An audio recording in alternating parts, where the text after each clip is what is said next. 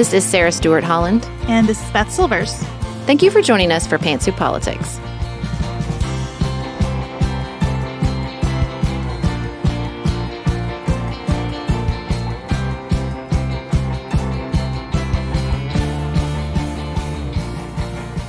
Thank you so much for joining us for a new episode of Pantsuit Politics. Today, we're going to do a little one-sentence book club on the idea of centrism and extremism, and then we're going to talk about Hurricane Ian and the difficult problem of insuring homes in places that are at high risk for natural disasters.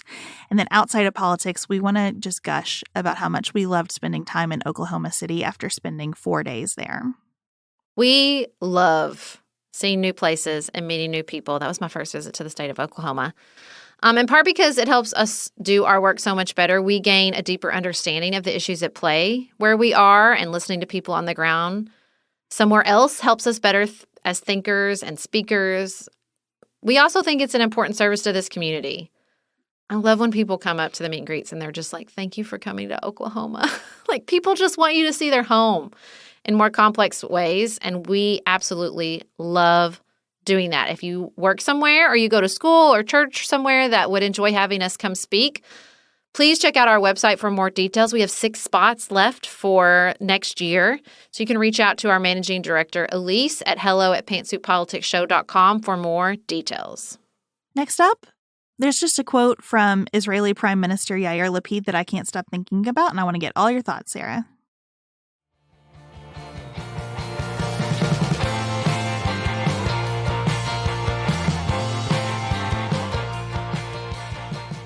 Sarah, whenever you and I are traveling, we have all these conversations that we'll stop at some point and say, oh, we should have saved that for an episode, or I wish we had been recording that. And so there's this quote that I've been thinking about from an Atlantic piece. It is from Israel's Prime Minister, Yair Lapid, and it reminds me of the kind of conversation starter that causes that to happen on our trips. And I thought it would be good to actually save that conversation for the podcast. So here's the quote, and I'm just really interested in what all it brings to mind for you. Prime Minister Lapid said, "Everybody is stuck in this left versus right traditional dynamic. But today, all over the world, it's centrist versus extremist. Extremists are very good at marching and screaming, but they're not very good at running countries and making sure they operate for the benefit of the people." Felt relevant to me in many contexts, and I wondered what contexts come to mind for you. I understand the simmering resentment you can sense underneath that quote. I mean, Israel is on its 11th election in the past 4 years. Lapid built a new coalition that finally ousted Netanyahu, who I would categorize as an extremist. So I get it. I think you see it lots of places, up to and including the Supreme Court of the United States. I think I quibble with it slightly because I'm not sure if extremists on either side can be grouped together. I think the threat is very different from the extreme left than it is from the extreme right. And I think that's always important to keep in mind. But you do see this sense of it's easier to crow about culture wars or the problems without offering a solution and actually getting into the nitty-gritty of governing. I think we're gonna talk about that a little bit in our next segment when we talk about Florida and some of the issues there post-Hurricane Ian. It reminds me of a quote we passed around from Secretary of Transportation Pete Buttigieg. He was at the Texas Tribune, which was full of hot takes and good quotes. And he was talking about DeSantis, and he was like, he's just interested in the problem. He's interested in exploiting the problem and not interested in offering solutions. But these are the kinds of stunts you see from people who don't have a solution. It's one thing to call attention to a problem. It's another to just call attention to a problem because the problem is actually more useful to you than the solution, and that helps you call attention to yourself. And to me, that's more than extremist or centrist. That, to me, is the dividing line. Are you interested in mixing up, stirring up people about the problem, or do you actually have a solution in mind? And related to whether you have a solution in mind, are you willing to tolerate some amount of failure in pursuit of solutions? Or do you want to exploit every failure as a mechanism to say, well, our side should win because that side tried to solve a problem and had some failure attached to it? I was reading about the Wisconsin Senate race last night, and I was struck by the use of the word extremist associated with the Democratic candidate Mandela Barnes. Ron Johnson has made real progress in polling in that race because voters think that Barnes is too extreme.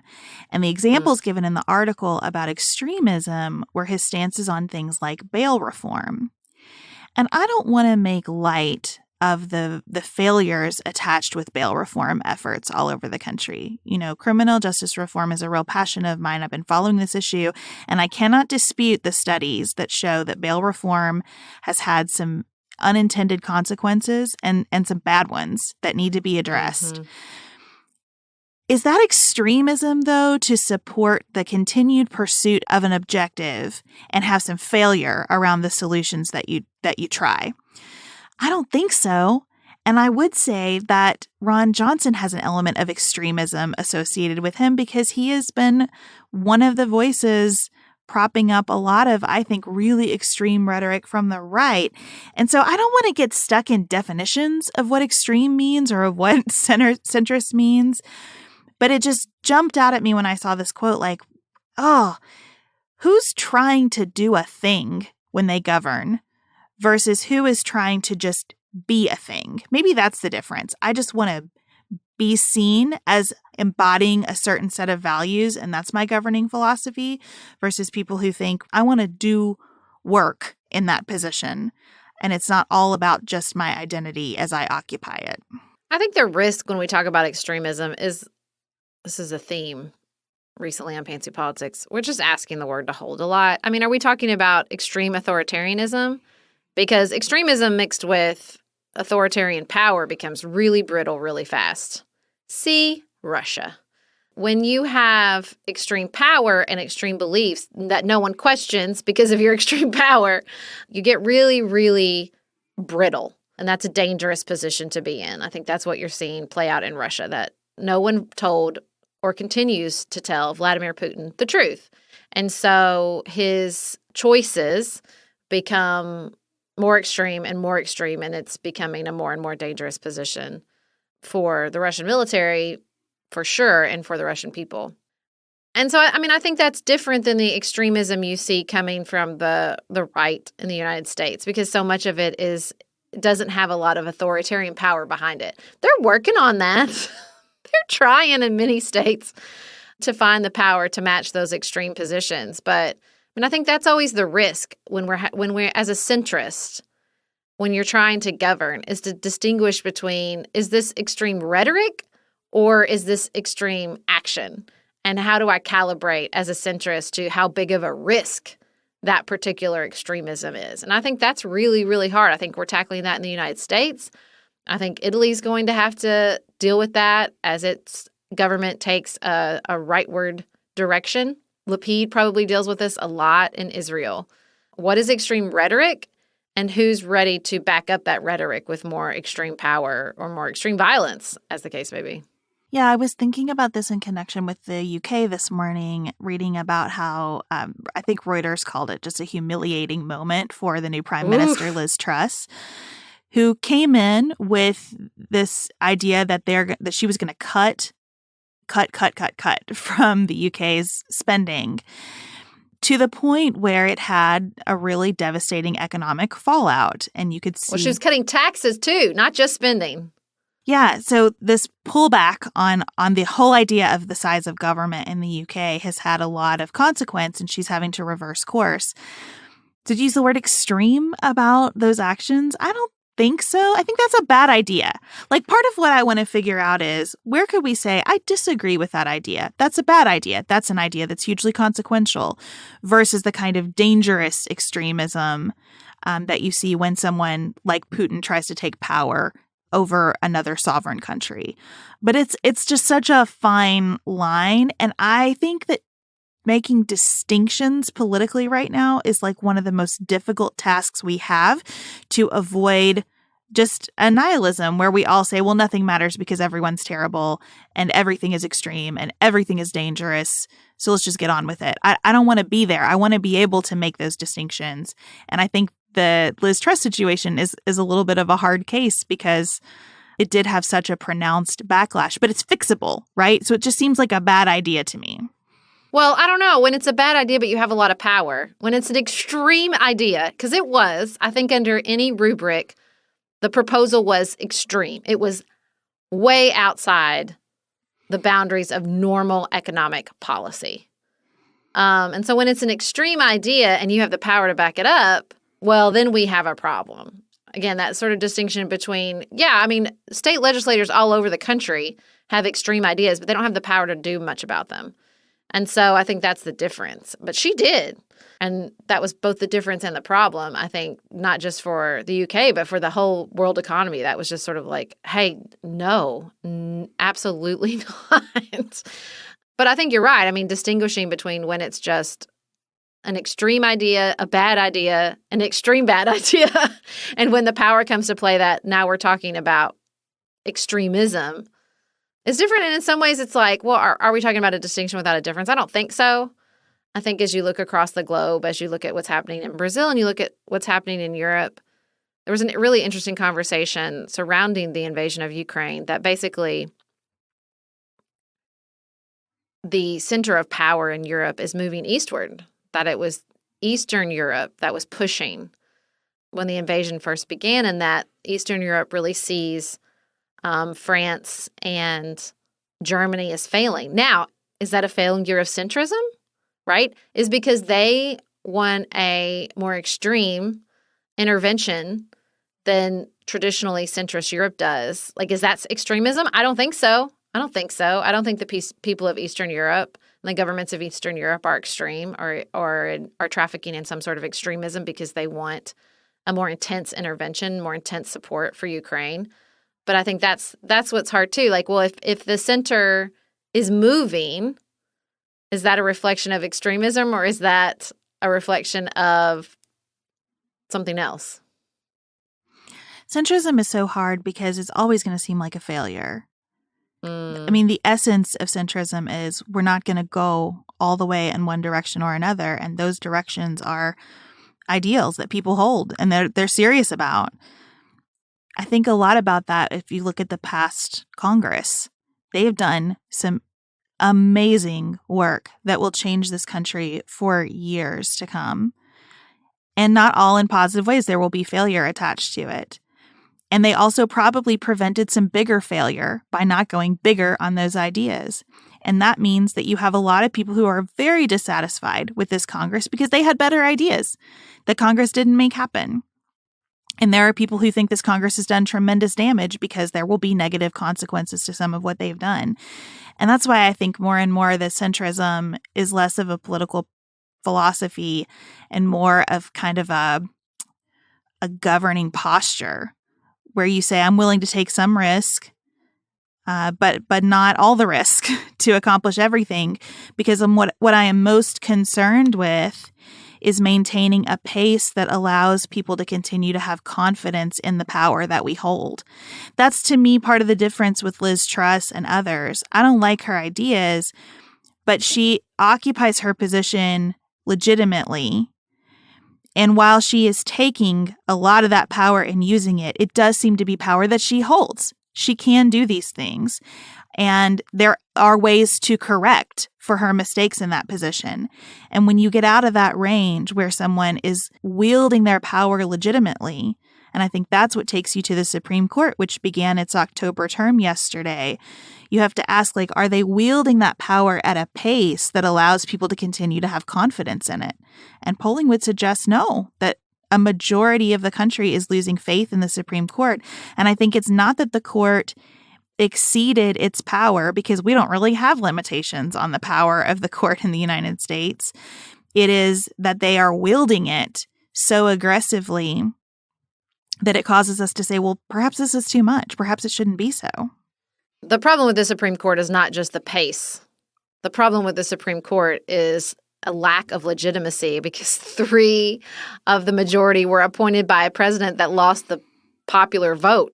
Those two things in combination that I think is the real issue with the Supreme Court. And I think extremism is absolutely the right word to use. And, with Liz Truss, it's like, yeah, she has power now, but like it's not on a super steady foundation. I mean, what is this? Their like fourth prime minister in 6 years. She could very, very quickly find herself facing a vote of no confidence. I know Boris is out there in the wings, just biding his time. So I think that's what puts her in a difficult position too, and why I would not have taken such an extreme economic position. And I think she's probably learned that lesson, and we'll just have to see what happens next, which is, true for many, many of these places around the world. That does seem defining. Like when you talk about the brittleness of power, I think all power has an element of fragility. And I like Lapid saying, maybe we need to step back and realize that what used to be left and right is giving way to people being animated more by what they want to do with power, understanding how fragile it is. We have people who understand how fragile it is, so they want to take all of it they can and run it as hard as they can while they have it. And people who are saying stability is more important. How can we maintain our structures over time? I think that's a good point about the personnel of the court. And I would say it goes back even before Tim McConnell not allowing a hearing to be held for Merrick Garland. You could also point to the elimination of the filibuster needed to confirm Supreme Court justices. I mean, we have a lot that's happened over the past few years, and it feels like an acceleration in the fragility of that power in our institutions as a result. Well, thanks for doing a little, I've been talking about one-sentence book clubs lately. This is a little more than one sentence, but I like the idea of focusing in on a small thing and seeing what ideas come of it. Next up, we are going to turn our attention to Florida and discuss the financial ramifications of natural disasters.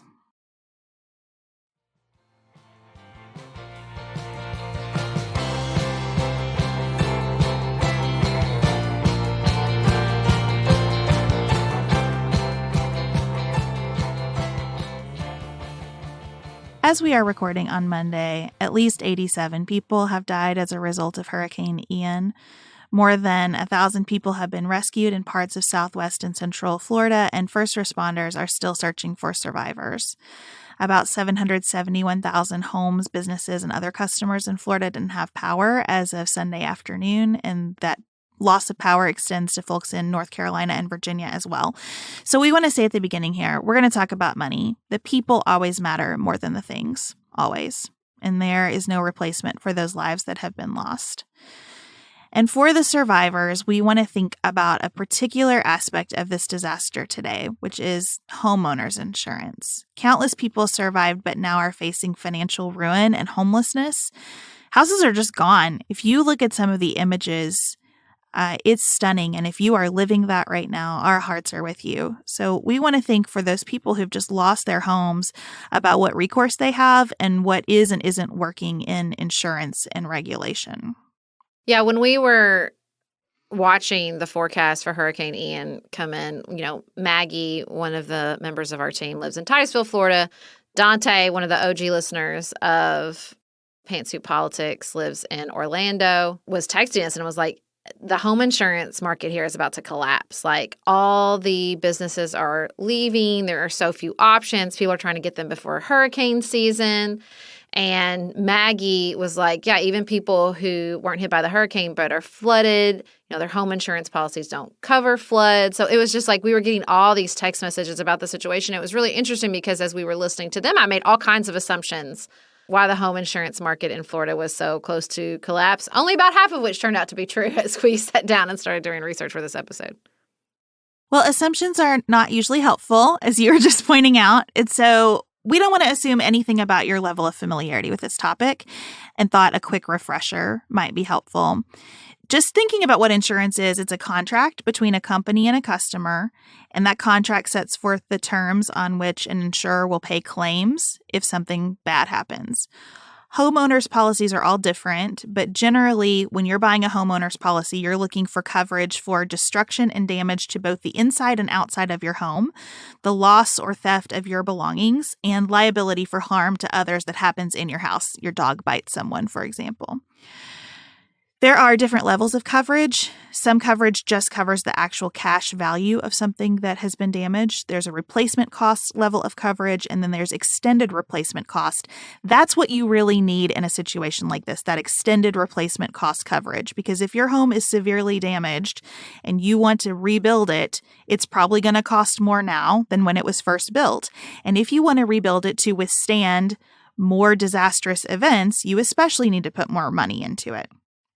The rate for the policy is going to depend on that level of coverage, as well as the insurer's assessment of risk associated with your home. So what condition is it in? Where's it located? What else has happened there? There is a big difference between homeowners insurance and flood insurance. Your homeowner's policy will almost never cover floods or earthquakes because it's just too much exposure. Yeah, it's interesting. There was floods, at a certain part of the 20th century, and all the home insurance people got together and were like, no more. We will not be doing floods anymore. Because it's not, I can sort of see it in part because it's not a distinct event, because it doesn't happen. I mean, it can, obviously. I live in flood country. We had a massive flood in Paducah that is still a part of our sort of community history. We have a flood wall. There's all these there was a moment where a cow was on a porch on the second floor, and that's literally referenced in restaurants and art all over the town. But this process is just not to be underestimated as far as just lengthiness, difficultness, stressfulness. There are so many stories still coming out of Mayfield, where I live, around tornadoes. We upped our home insurance afterwards because there was so much murmuring in my community. Everybody was underinsured. Because of the rising cost of materials and supply chain issues. And so we upped our homeowners insurance. But I had a friend who had a fire in his business, and just the process to replace all that and to go through and to make the claims and prove what was there is exhausting. It's like a full-time job. It's basically a full-time job. So you pay all this money over the years, and the money is getting higher and higher if you live in the state of Florida, if you live anywhere, but particularly if you live in the state of Florida. And then you have these big, situations like floods that aren't even covered. There's discussion that they could do the same thing around wildfires, and they'll just say, we're not going to cover that. And so I was having a conversation with my stepdad this morning, who's been in insurance for a long time. And he was like, I just wonder if we'll end up with nationalized home insurance where, we're covering the risk of other parts of the country who have less risk for some catastrophes and more risk for others, and we'll just sort of level it all out. But I think that that's a really difficult situation to imagine, but I wonder if we will get there because of climate change. Well, you need that, right? Because insurance is just a gamble. The insurer takes the risk of paying big claims by setting premiums that should both produce a profit and cover those big claims. And when you don't have a big pool where people only have insurance if they think they're going to need it, it doesn't work. And that's really what's happened with flood insurance. You have to buy it separately. And so we really only have flood insurance available through the federal government. There are a few other policies available, but it's almost all in the National Flood Insurance Program. It is expensive. It averages $1,000 a year. And it protects only the tiniest fraction of people because it's not mandatory. So nationwide, 4% of people have flood insurance. Sarah, do y'all have a lot of flood insurance in Paducah? Do you know if it's very common there since you're flood country? I know we do not have flood insurance, which because my husband loves insurance, and if there is insurance to be had, and it is had by many around, he will have it, would lead me to believe that, no, there's not a lot of flood insurance in my community, despite the fact that we have flooding. Now, because we have the flood wall, the flooding situation in Paducah is very different than it is in other places. There are parts of near some of the creeks that drain into the river that there's regular flooding. But I don't remember from my time as a city commissioner when we were deliberating some changes that people in those areas had a lot of flood insurance. And then sadly, it's even the infrastructure improvements that would prevent flooding were still hard to get, hard to argue for, hard to get people to pay for, even people who live in the floodplains. It's very frustrating. Well, if you look at the 9 counties that were declared disaster areas, not the only counties impacted, but the ones that were federally declared disaster areas after Hurricane Ian, only 29% of people in those counties had flood insurance. And it breaks down like you might imagine. The wealthier places have a higher rate of flood insurance than the poorer places. So again, you've got this big problem because the pool for paying claims isn't big enough. What you need for insurance to work is a lot of people who don't get floods to pay into this pool so that when the flood happens, there's money there to pay it out. A huge issue, so for the people who've been through Hurricane Ian, a huge issue is going to be, is this damage from water or from wind? Because if it's from wind, it will be covered by your homeowner's policy. If it's from water, it won't. And that will lead to lots of litigation, which is a big issue in Florida. Let me tell you, I wonder where sand fits into the equation because it's striking in those photos just how much sand is everywhere, all down up and down the streets. Yeah, so we're spending a lot of time on weather. And what we learned as we dug into this is that part of the issue in Florida, it began with weather. It began with some of the big storms that hit in the early aughts and the national insurers like State Farm being like, we're out. We can't do this with you anymore, Florida, which is what I expected. I expected, okay, this market is collapsing because it is a very difficult market to insure, which is true. But what also happened is that in the wake of these national insurers, they had small in-state insurance companies who just don't have the resources to manage that level of exposure, in particular because Florida had very friendly laws for insurance claims. This is the moment in our research where I was like, what is happening? For example, Florida accounted for 76% of all homeowner lawsuits nationwide in 2021. So it gets pretty complicated, but you'll read reporting. NBC News did a big report that they had like contractors, roofing contractors going home to home and saying, can I inspect for storm damage? And the home insurer says, oh, of course. And then under Florida law, they could assign their insurance business to the contractor.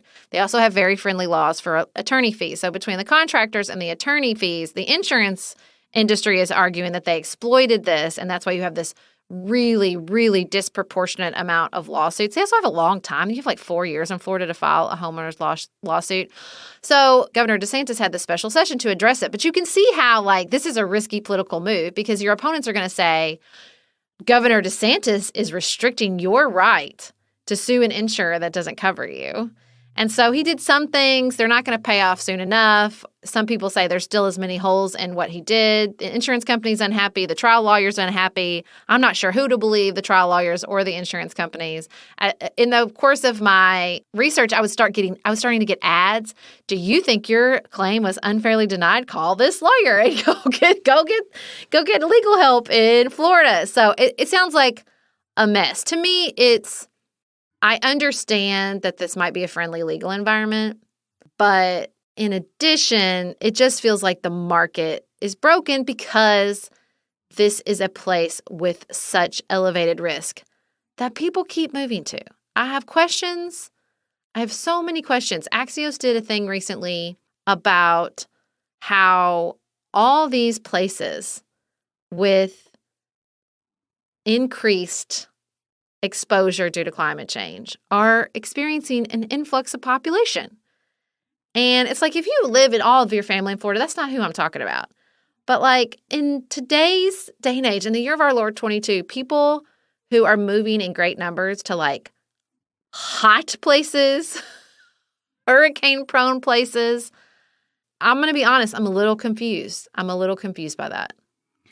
I think if you look at Florida and the litigation aspect, for example, you can see how what we have here is an unsustainable situation. Like modeling out risk in Florida is becoming increasingly difficult. Right. One expert told the Washington Post that Florida is the riskiest piece of land in the world for insurers from a catastrophe standpoint. I mean, look at the forecasting from Hurricane Ian. They were debating that up until the last minute. The models were weird and in disagreement with each other. So if they can't agree on a single hurricane, how the heck are they going to agree on predicting future hurricanes? Well, and the state regulator, as part of its exercise to make sure that insurance companies are solvent, that they can pay the claims that on the policies that they've sold, they have the insurance companies model out the exposure based on old disasters. Like they'll pick up a 1902 hurricane as an example Lord. and say, let's model out what the exposure would be today, which I get it. Using history as a predictor has always been important, but you can see these disasters accelerating in their intensity and affecting areas that they haven't previously affected. Yep. So anyway, you're trying to deal with all that risk with an insurance industry. And then there is the layer of insurance for the insurers, right? These insurance companies buy their own policies to protect them when they have to pay out massive amounts of claims. And then there is the industry of lawyers and contractors making money through insurance litigation.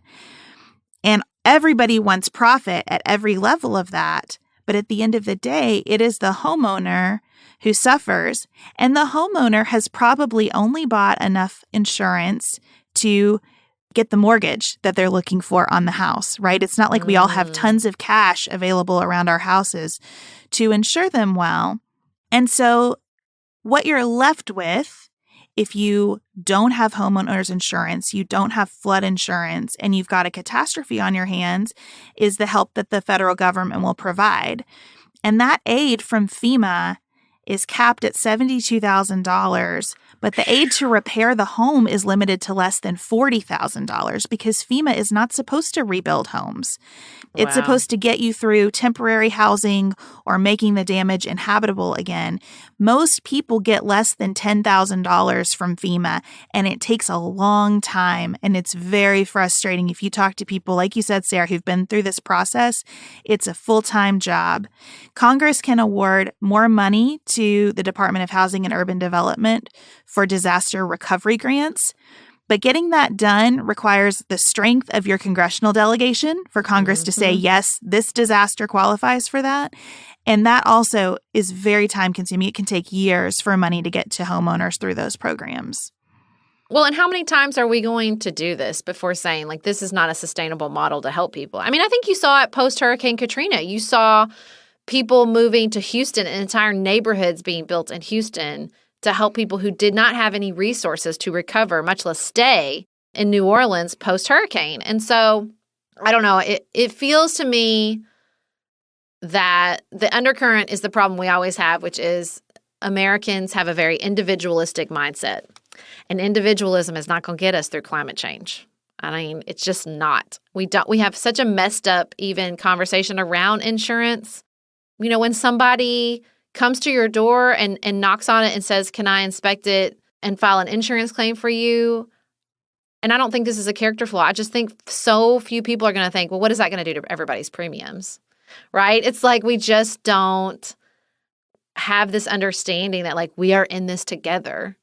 Like, this affects everybody, even your decision where to live. Like, it affects our resources. We are tied up in this together. And we are going to have hard conversations as the federal government continues to step in post-natural disaster in a way that does not seem sustainable to me. It really, really doesn't. And I think Florida, in some ways, is an extreme example, and in some ways isn't. In some ways is just an example of the decisions and the calculuses that we're going to have to make all over the country as our weather gets more extreme. I think all insurance just has this Goldilocks problem. What is the right level at which to administer it? Because you want the biggest risk pool that you can, like all kinds of people who don't need it putting money in. But then you want the service to be done in a very personal, quick way. You know, I saw an insurance expert, talking about how with insurance, you want it to be affordable, available, and reliable. Well, right now, none of those are true in Florida. It's really hard. There are just very few companies writing new policies at all in Florida, which is going to make it really hard for people to buy homes and get mortgages. That is a huge problem. One of our friends that we were talking with about this said, you know, since I moved into my house, my homeowner's insurance has gone up 4 times in a very short period of time. So not available, not affordable, not reliable. Just this year, 6 insurance firms have become insolvent. One on the same day that Ian formed as a tropical storm. A court recently found that FedNat Insurance Company was going to have to liquidate. It just canceled 56,000 policies. Not reliable, not affordable, not available, not reliable. And so the state becomes a fallback. Florida does have a state insurance program. It was set up in 2002. And this, to me, is where a lot of this could be going, and it provokes as many questions as it answers. Yeah, it's this supposed to be this insurance of last resort, except it's clearly not an insurance of last resort because everybody is using it. It also has like 20,000 pending lawsuits, I think, or some bananas number. So, I think there are nothing but hard questions here. Just nothing but hard questions. It does feel like, in some ways, this is one of the last places where extremism has not come to play. You know, you see Governor DeSantis saying now is not the time to be petty, happily welcoming the federal government and all its help. And so we're going to need some real centrist solutions, some real just good old-fashioned governance coming to play here if we're going to find a better solution for anybody. And to everyone who is navigating the process of trying to get claims paid from insurers or getting money from FEMA, wherever you are in this, if you are dealing with this directly today, we are thinking about you. And we go back to what we said at the beginning, the people matter more than the things always. And so if you lost someone, we're thinking of you as well. We always end with talking about what's on our minds outside of politics. So we will take a quick break and tell you about our trip to Oklahoma City.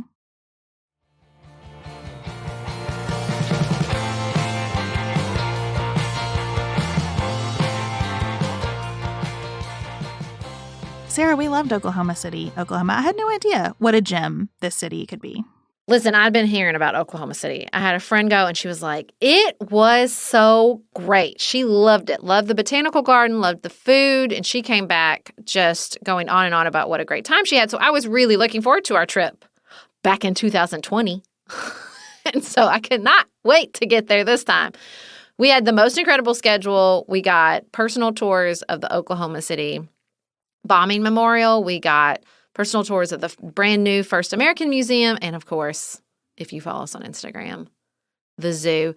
I mean, the Oklahoma City Zoo, I think their tagline should be adorable torture. They have so many babies and baby animals that you cannot squeeze and love on. Is its own particular form of adorable torture. They have a baby tiger cub named Bob. What? I love it so much. And we got to meet baby Rama, the elephant, which they did not let me take home with me. It just, oh God, we had such a good time. We did, and everyone was just generous and kind. Everyone thanked us for coming to Oklahoma City. We're like, thank you for bringing us. But you could tell that people just have taken a lot of pride in that city and really want anyone who comes there to have a great experience. The food was fantastic. The botanical garden was beautiful. Like, it's a well-designed city full of kind people. And we got to see much of the best of it in just 4 days. We moved. There was not any downtime in this schedule. We were busy, but it was really wonderful. And I loved being at OCCC, Oklahoma City's community college. I think community colleges are really inspiring places. You get to meet such an interesting collection of students. Like, we had non-traditional students, we had high school students. It was just fabulous to get to spend time with everyone. We also spoke for the Oklahoma City Junior League. We call it Charity League in Paducah, but I have a real special place in my heart for junior leagues across the country. This one was very impressive. I came back with some ideas for our own Charity League. It was incredible. The women organizing the event and welcoming us. We had listeners come to both the Oklahoma Community College event and the Junior League event, which was so kind and so exciting to see y'all in person. That's why we love being on the road. And it's, what's really incredible is when we go, it just takes this place. Listen, Oklahoma's politics, I think, can be described as extreme. I'm reading I Alone Can Fix It about the Trump years from the Washington Post reporters. And I got to the part yesterday where he was wanting to have a rally again. This is in the middle of the campaign with Biden, and coronavirus is raging, and he's so frustrated that he can't go on the road. And so he asked Mike Pence, what state could I have an indoor rally in with no problem? And Mike Pence didn't hesitate. He was like, Oklahoma. And they made it happen. Oh, my goodness. So, you hear those stories. You hear about the abortion bills, and states with more extreme legislators can become sort of a caricature in your mind. And that's why we value going on the road and meeting y'all in person so much, because You can't do that. You can't do that when you meet the people of Oklahoma. You can't do that when you have dinner with Carrie Hicks. You just can't. You can't do that anymore. And I think it's really, really important to remember that. I'll never forget a message a listener sent us from Texas when Brandi Carlisle came. She said, I thought she wouldn't come. And this makes me cry. Brandi Carlisle stood up and said, I know you're more than your politics. And I just think that's so important to remember, is that a place is more than its politics. And Oklahoma City showed us that. They showed up and they showed out. That's right. And so we are so grateful to Shanna at OCCC for bringing us in to speak, to Sheena for inviting us to be in front of the Junior League, for Representative Trish Ranson, who organized the most incredible tour for us, Mandy at the Oklahoma City Zoo, which unquestionably was Sarah's favorite part of the whole trip, that adorable torture I do love people, but again, it's just the babies. It's just so many babies. Yeah, and everyone else who was so kind to us. We would love to have this kind of experience in your hometown. The more dimension that we see across the country, the better our work here at Pantsuit Politics can be. And we hope that we do good work when we spend that time with you. We got such a nice comment this morning from the OCCC SGA, from Brandon. He said, you both are so incredible. You gave OTRIP students an experience we've never had before, and we're so grateful for it. So if you would like to talk to us about coming to spend time with you in person, just email Elise, our managing director, at hello@pantsuitpoliticsshow.com for more details. We look so forward to being back with you on Friday with special guest Kristen Dumais, the author of Jesus and John Wayne. Until then, have the best week available to you. Someone to tell your secrets to when the nights get long and blue. Someone strong enough to lean on when the roses fall away. Strong enough to love you when you're wrong. Someone strong enough to love you when you're wrong. Pantsuit Politics is produced by Studio D Podcast Production. Elise Knapp is our managing director. Maggie Penton is our community engagement manager. Dante Lima is the composer and performer of our theme music. Our show is listener supported. Special thanks to our executive producers: Martha Brunitsky, Linda Daniel, Hallie Edwards, Janice Elliott, Sarah Greenup, Julie Haller, Helen Handley, Tiffany Hassler, Emily Holiday, Katie Johnson, Katina Zuganellis-Kasling, Barry Kaufman, Molly Kors, Lori Ladow, Lily McClure, Emily Neasley, The Cousins, Tawny Peterson, Tracy Putoff, Sarah Ralph, Jeremy Sequoia, Katie Steigers, Karen True, Annika Uvaline, Nick and Elisa Valelli, Catherine Vollmer, Amy Whited, Jeff Davis, Melinda Johnston, Michelle Wood, Joshua Allen, Morgan McHugh, Nicole Berkless,